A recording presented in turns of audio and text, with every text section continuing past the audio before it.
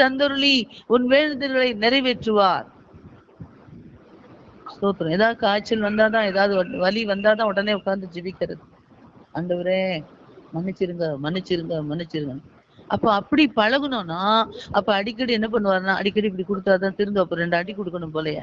அப்ப 2 அடி கொடுத்தாதான் திரும்ப இதுங்க வரும். இல்லைன்னா அங்கன்னைக்கு போயிட்டு இருக்கும் அப்படின்னு அந்த கொடுக்க வேண்டிய நிலைமைக்குள்ள வந்துருவோம். அதனால மனநிலையை சரிப்படுத்தி கொள்ளணும். ஸ்தோத்திரம். அல்லேலூயா. கொடுக்கறது கொடுங்க அப்படின்னு சொன்னாதான் சில நேரத்தில் நடக்கும் போல. அப்படிதான் கொண்டு போவார். ஸ்தோத்திரம். நம்ம அதுக்கு முன்னாடியே நம்ம ஜெபிக்க ஆரம்பிச்சிடணும். அதுக்கு முன்னாடியே வரும் முன்னாடியே ஸ்தோத்திரம். ஆண்டவர் நேசிக்கிறார், நேசிக்கிற பிள்ளைகளை பாதுகாப்பார். பாதுகாக்கிற பிள்ளைகளை இந்த மாதிரி சீர்படுத்துறதுக்கு சில காரியங்களை அனுமதிப்பார். ஸ்திரப்படுத்துவதற்கு சில காரியங்களை அனுமதிப்பார். சில நேரம் ஸ்தோத்திரம் உடம்புல வலிக்கும், மனசு வலிக்கும். அப்ப வலிக்கும் போது ஆண்டவரே ஆண்டவரே எங்கேயாவது போய் ஜெபிக்கலாம், யாரு கூடயாவது சேர்ந்து ஜெபிக்கலாம், சபைக்கு ஓடிடுவோம், அங்க போய் ஜெபிக்கலாம், நம்ம பாஸ்டர்கிட்ட சொல்லுவோம், அங்க போவோம் அப்படின்னு வரும் பாருங்க. அதுலயே போனீங்கன்னா, அந்த பாதையிலே போனோம்னா அப்படியே வந்துகிட்டே இருக்கும். ஏன்னா இப்படி